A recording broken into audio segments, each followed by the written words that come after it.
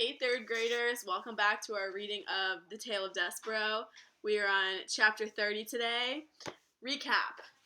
Mig is now a servant at the castle. She has just met Princess P for the first time. What we know about these two characters, what they have in common, is that their moms both died. Mig's died when she was very young, and remember, Princess P's mom has just died after Roscuro jumped in her soup. So now that Mig is working in the castle, her life is very different. She's not working for the man that she called uncle anymore. So we're going to see how her life continues to change working at the castle. Let's get started. Chapter 30.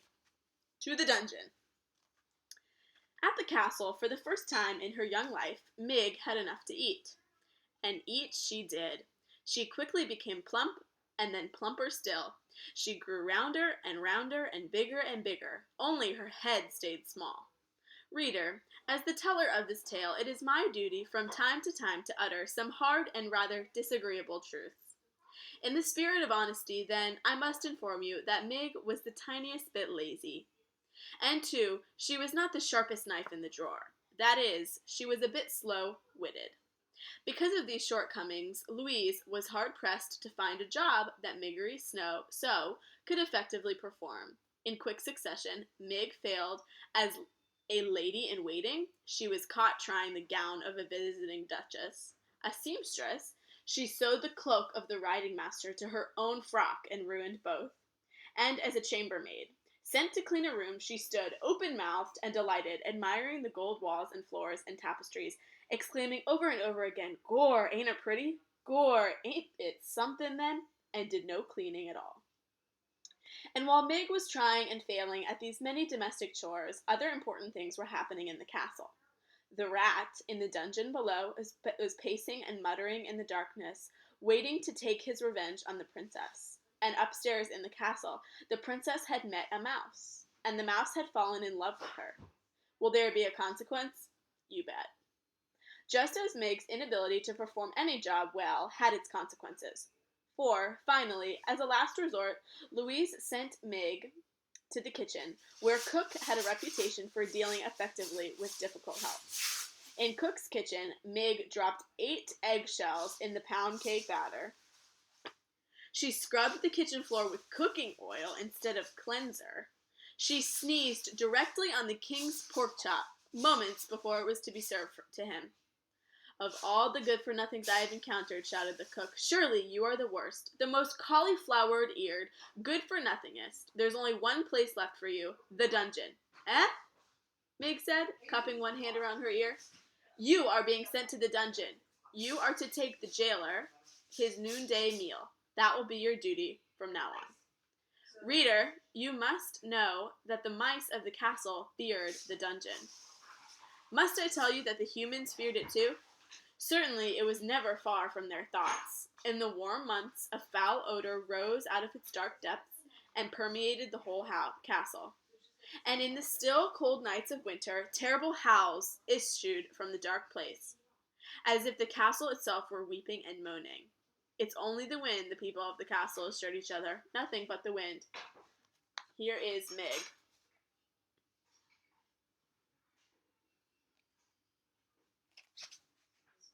Many a servant girl had been sent to the dungeon, bearing the jailer's meal, only to return white-faced and weeping, hands trembling, teeth chattering, insisting that they would never go back. And worse, there were whispered stories of those servant girls who had been given the job of feeding the jailer, who had gone down the stairs and into the dungeon, who had never been seen or heard from again. Do you believe that this will be Mig's fate? Or, I hope not. What kind of a story would this be without Mig? "Listen, you cauliflower-eared fool," shouted Cook. "This is what you do. You take the tray of food down to the dungeon, and you wait for the old man to eat the food, and then you bring the tray back up. Do you think you can manage that?" "I reckon so," said Mig. "I take the old man the tray, and he eats what's on it. And then I bring the tray back up. Empty it would be, then. I bring the empty tray back up from the deep downs." "That's right," said the cook. "Seems simple, don't it? But I'm sure you'll find a way to bungle it." "Eh?" said Meg. "Nothing," said the cook. "Good luck to you. You'll be needing it." She watched as Mig descended the dungeon stairs. They were the very same stairs, reader, that the mouse, Despereaux, had been pushed down the day before. Unlike the mouse, however, Mig had a light. On the tray with the food, there was a single flickering candle to show her the way. She turned on the stairs and looked back, and the cook smiled. "That cauliflower-eared, good-for-nothing fool," said the cook, shaking. "What's to become of someone who goes into the dungeon smiling, I ask you?" Reader, for the answer to Cook's question, you must. Chapter 31. A Song in the Dark. The terrible foul odor of the dungeon did not bother Mig. Perhaps that is because sometimes when Uncle was giving her a good clout to the ear, he missed the mark and delivered a good clout to Mig's nose instead. This happened often enough that it interrupted the proper workings of Mig's olfactory senses. And so it was that overwhelming stench of despair and hopelessness and evil that was not at all discernible to her. And she went happily down the twisting, turning stairs. "Gorse," she shouted, "it's dark, ain't it?" "Yes, it is, Mig," she answered herself. "But if I was a princess, I would be so glittery light-like there wouldn't be a place in the world that was dark to me." At this point, Miggery Sow broke into a little song that went something like this. "I ain't the Princess P, but someday I will be. The P, ha he, someday I will be." Mig, as you can imagine, wasn't much of a singer. More of a bellower, really. And in her little song there was, to the rightly turned ear, a certain kind of music. And as Mig went singing down the stairs of the dungeon, there appeared the shadows of a rat, wrapped in a cloak of red, and wearing a spoon on his head. "Yes, yes," whispered the rat, "a lovely song, just the song I have been waiting to hear."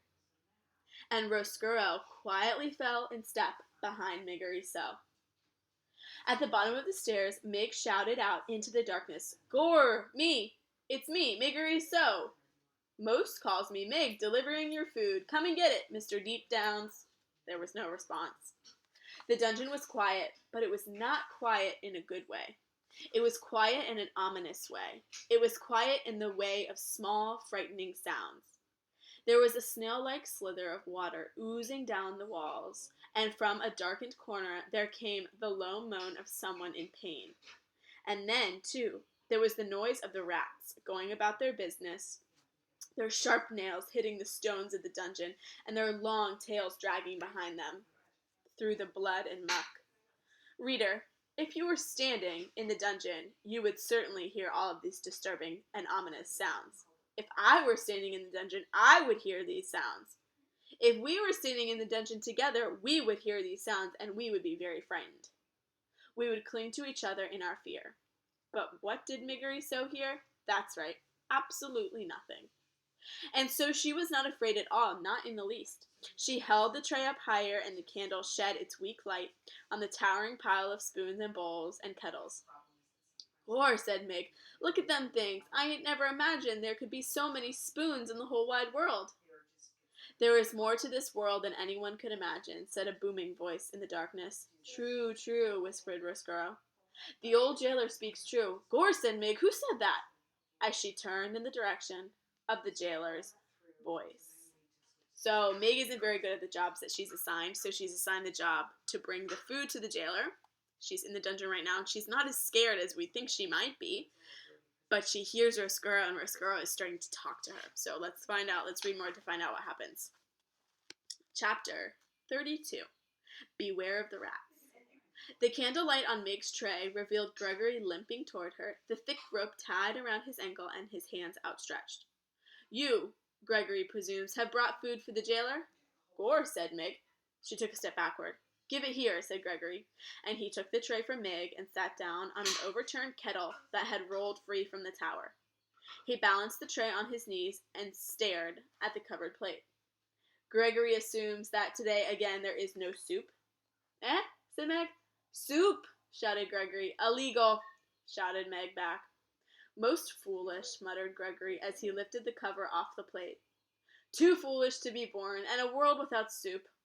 He picked up a drumstick and put the whole of it in his mouth and chewed and swallowed. "Here," said Mig, staring hard at him, "you forgot the bones." "Not forgotten. Chewed." "Gore," said Mig, staring at Gregory with respect. "You eats the bones? You are most ferocious."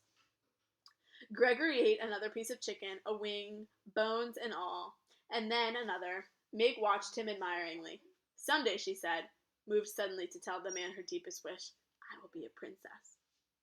At this pronouncement, Chiaroscuro, who was still at Meg's side, did a small, deliberate jig of joy. In the light of the one candle, his dancing shadow was large and fearsome indeed. Gregory sees you, Gregory said to the rat's shadow. Roscuro ceased his dance. He moved to hide beneath Meg's skirt. Eh? Shouted Meg. What's that? Nothing, said Gregory. So you aim to be a princess. Well, everyone has a foolish dream. Gregory, for instance, dreams of a world where soup is legal. And that rat, Gregory is sure, has some foolish dream, too. If only you knew, whispered Roscuro. What? Shouted Meg. Gregory said nothing more. Instead, he reached into his pocket and then held his napkin up to his face and sneezed into it once, twice, 3 times. Bless you, shouted Meg. Bless you, bless you. Back to the world of light, Gregory whispered. And then he balled the napkin up and placed it on the tray. Gregory is done, he said, and he held the tray out to Meg. Done, are you? Then the tray goes back upstairs. Cook says it must. You take the tray to the deep downs, you wait for the old man to eat, and then you bring the tray back. Them's my instructions. Did they instruct you to beware of the rats? The what? The rats. What about them? Beware of them, shouted Gregory. Right, said Meg. Beware the rats. Roscuro, hidden beneath Meg's skirts, rubbed his front paws together. Warn her all you like, old man, he whispered. My hour has arrived. The time is now, and your rope must break. No nibbling this time. Rather a serious chew that will break into 2. Yes, it is all coming clear. Revenge is at hand.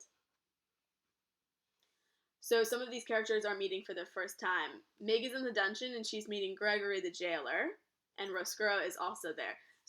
And we know that Despereaux is there too, right? Because he was put in the dungeon. So all of these characters are coming together. Chapter 33. A Rat Who Knows Her Name. Meg had climbed the dungeon stairs and was preparing to open the door to the kitchen when the rat spoke to her. May I detain you for a moment? Meg looked down, to her left, and then her right. Down here, said Roscuro. Meg looked at the floor. Of course, she said, but you're a rat, ain't you? And didn't the old man just warn me of such? Beware the rats, he said. She held the tray up higher so that the light from the candle shone directly on Roscuro and the golden spoon on his head and the blood-red cloak around his neck. There's no need to panic, none at all, said Roscuro. As he talked, he reached behind his back and, using the handle, he raised the soup spoon off his head, much in the manner of a man lifting his hat to a lady. Gore, said Meg, a rat with manners. Yes, said Roscuro, how do you do? My papa had some cloth much like yours, Mr. Rat, said Meg. Red like that, he traded me for it. Ah, said Roscuro, as he smiled a large, knowing smile. Ah, did he? That's a terrible story, a tragic story. Reader, if you will pardon with me, we must pause for a moment to consider a great and unusual thing, a portentous thing. That great, unusual, portentous thing is this. Roscuro's voice was pitch perfect to make its way through the tortuous paths of Meg's broken-down, cauliflowered ears. That is to say, dear reader, Miggery Sow heard, perfect and true, every single word that the rat Roscuro uttered. Here is Roscuro talking to Meg. There's Roscuro. There's Meg.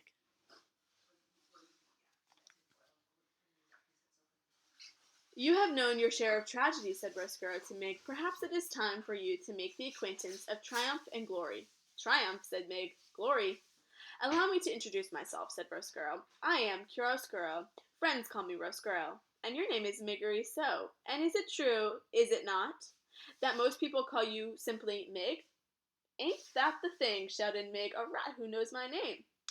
Miss Miggery, my dear, I do not want to appear too forward so early into our acquaintance, but may I inquire, am I right in ascertaining that you have aspirations?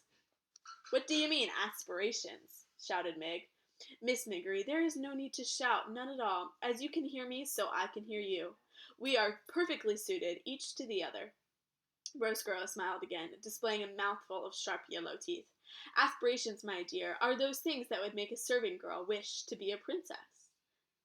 Gore, agreed Meg. A princess is exactly what I want to be. There is, my dear, a way to make that happen. I believe that there is a way to make that dream come true. You mean that I could be the Princess P? Yes, Your Highness, said Roscuro, and he swept the spoon off his head and bowed deeply at the waist. Yes, Your Most Royal Princess P. Gore, said Mig. May I tell you my plan? May I illustrate for you how we can make your dream of being a princess a reality? Yes, said Mig, yes. It begins, said Roscuro, with yours truly and the chewing of a rope. Mig held the tray with one small candle burning bright, and she listened as the rat went on, speaking directly to the wish in her heart. So passionately did Roscuro speak, and so intently did the serving girl listen, that neither noticed as the napkin in the tray moved, nor did they hear the small mouse-like noises of disbelief and outrage that issued from the napkin as Roscuro went on unfolding step by step his diabolical plan to bring the princess into darkness. I think that might be Despereaux in the napkin. Okay, I have some questions for you after we read this part. Remember to either talk about these questions with someone who you're listening to the book with, or write them down and send them to your teacher.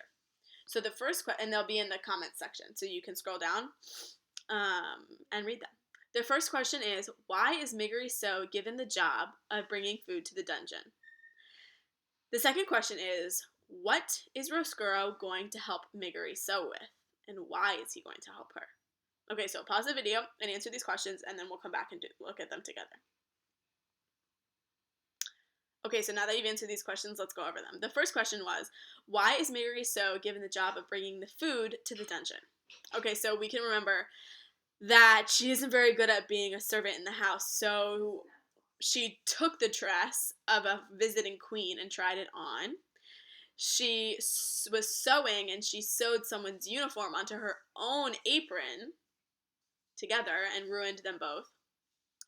And when she was sent to clean the room, she just admired it and looked at it because it was so beautiful, and she didn't do any cleaning.